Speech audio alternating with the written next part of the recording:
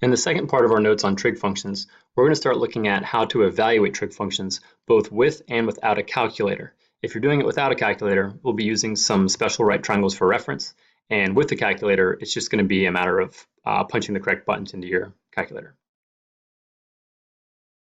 You have already seen these rules before, so don't feel the need to recopy them unless you want them for easy reference. This is just the SOHCAHTOA and the reciprocal functions being listed out again. So whenever I have sine of an angle measurement, I'll know to look at the opposite side of the triangle and the hypotenuse of the triangle. Same thing for cosine, it'll be the adjacent, hypotenuse, etc. So this has been discussed in the previous section of notes, but it will still be handy for the new lesson. These two triangles are going to be incredibly important for us. I've already had you guys work on a worksheet where you were finding the missing sides of a 45-45-90 or a 30-60-90 triangle, and you would be given one of the sides and asked to fill in the other ones from there. Well, these special right triangles that we'll be using frequently throughout the rest of the class have one special common feature. It's what happens when the radius is exactly 1. So for the 45-45-90, we said that you take the hypotenuse and divide by root 2. And then when you rationalize the answer, that's where the root 2 over 2 comes from. For the 30-60-90, if it has a hypotenuse of 1, then the short leg is half of that, so 1/2. And the long leg is the short leg times root 3, so root 3 over 2. So these two triangles in particular will be very important going forward in this class. We're going to use them to evaluate a lot of trig functions. So their values you'll probably end up memorizing before too long. Here is our first example. We're going to do this without a calculator, and I'll show you how the triangles give us the answer for this. I did give you a hint here to say make sure you convert the angle measurements to degrees first. Later on, you'll be able to evaluate these just staying in the radian mode, but for now, until you get more comfortable with that, we're going to change this to degree mode so that we can evaluate the angles on the triangles. So starting off with the angle of pi over 3. If you have an angle of pi over 3 and you want to change that to degrees, then you multiply by 180 over pi.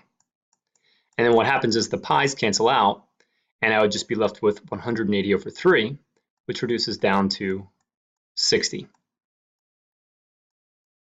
So 60 degrees is the same as pi over 3 radians. Now, the way I'm going to use that is by looking back at our special right triangles I showed earlier, and here's the 60 degrees. Well, this triangle doesn't have any 60 degree angles in it, so I'm going to ignore it. Over here, I have my 60 degree angle, and the rule for cosine, I'll show you that again as well, is adjacent divided by hypotenuse. So from this 60 degree angle, my adjacent side would be the 1/2, and my hypotenuse would be 1. So what I would be writing is that cosine of 60 equals 1/2 divided by 1. Now, this is actually unnecessary. You don't need to write something over 1. I would be okay with you just going ahead and recognizing that that's equal to 1/2.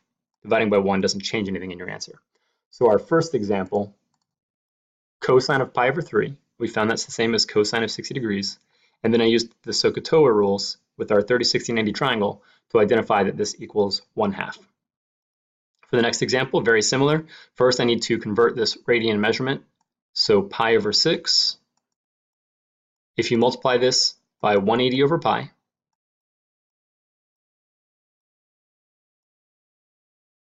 then the pi's cancel, and 180 divided by 6 is equal to 30 degrees.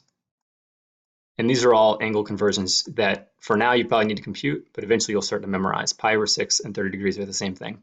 So now that I have it in degree mode, again, I'm going to look back at my triangles. I want the triangle that has a 30 degree angle in it this time. And the rule for tangent is opposite over adjacent. So this one will be a little bit trickier. If I write my opposite side 1/2, and I divide that by the adjacent side, square root of 3 over 2, remember you can use your keep change flip rules here. So instead of writing 1/2 divided by square root of 3 over 2, it would be easier to say 1/2 times 2 over square root of 3, and the 2's would cancel, but you do need to rationalize your answer. So instead of leaving square root of 3 in the denominator, if you multiply both top and bottom by that radical, then on the top, 1 times square root of 3 is square root of 3, And on the bottom, square root of 3 times square root of 3 is 3. In fact, any square root of x times square root of x is x, just as a shortcut. Otherwise, you can evaluate that 3 times 3 is 9, and the square root of 9 is 3. So here we just found that tangent of pi over 6 is equal to square root of 3 over 3. Make sure you remember to do keep, change, flip. You really don't have to write that out. That would save you time if you just jumped straight to this step. And then also rationalize your answer. So if you do have a radical on the bottom, make sure you rationalize that out. Last example for doing this without a calculator, I need to convert the angle pi over 4. So same process, I take the radian measurement and I multiply by 180 over pi. That's what was discussed in the previous lesson. So the pi's would cancel, and 180 over 4 would reduce. That's another angle you'll get to memorize. It's 45 degrees. That's just from simplifying 180 divided by 4. So this time I am looking at the other triangle out of the two diagrams that I had. It doesn't matter which 45-degree angle you pick. I have two 45 degrees, but the answers are going to come out the same either way. So just pick one of your 45-degree angles. And the rule for sine is opposite over hypotenuse. So my opposite side is square root of 2 over 2, and you're dividing by 1, which I told you earlier, you don't really have to write out the dividing by 1. Since this one is going to be a square root of 2 over 2 over 1, I would be okay with you just writing that it's square root of 2 over 2 from there. I'm just trying to be very detailed and showing you what I'm doing with the opposite side and the hypotenuse so that you can see that answer. So then the sine of pi over 4, which is the same as sine of 45 degrees, it's equal to square root of 2 over 2 for our answer.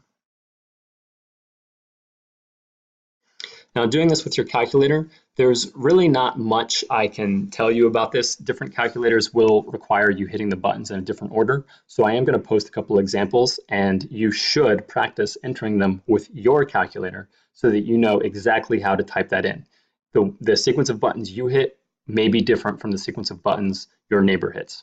So first, let me just emphasize that check whether the angle they gave you is in radian or degree mode. You will have to change your calculator to make it match that.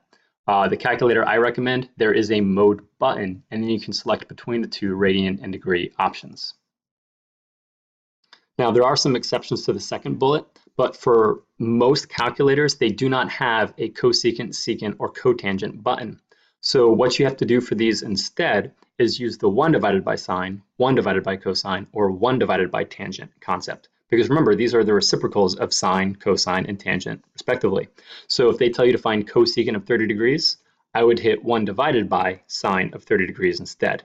Most calculators do not have these buttons on it, and I will emphasize that if you see a sine to the negative 1 power, cosine to the negative 1 power, or tangent to the negative 1 power, that is not the same. We are going to be using those buttons later on for a different purpose. It does not mean the same thing, even though it seems like it should. So for the reciprocal functions, most calculators, you have to hit 1 divided by and then hit sine of the angle. Also, be careful about what they ask you for. If the directions say they want an exact answer, then you should be leaving things as a fraction and or a radical. If they say they want a decimal, then they'll specify how many decimals to round to. But for the most part, we're going to want to keep our answers in the fraction or radical form. So like I said, there's really not much I can show you on entering this into my calculator. I'm just going to be hitting the cosine key and hitting 6, 0, and then enter. Now, it does require that I be in degree mode, and I know that because there's a degree symbol in my example here. The second one will also be in degree mode, but when I get to the last one, I'm going to emphasize that you have to change to the radian mode in your calculator. So for this one, as long as you're already in degree mode, just hit cosine of 60, and you should get the answer of 1/2. That's it. There's not really much I can show you because you're just doing this with the calculator. Now, cosecant will be a little bit trickier. So remember, you have to know what the reciprocal functions are. And I'll remind you of that up here from the second slide I had. Cosecant and sine are reciprocals. So what you're going to want to enter, it's going to be 1 divided by sine of 45 degrees. Most calculators will require you to enter it this way because cosecant and sine are reciprocals. So if you type 1 divided by sine of 45 degrees, you should get square root of 2.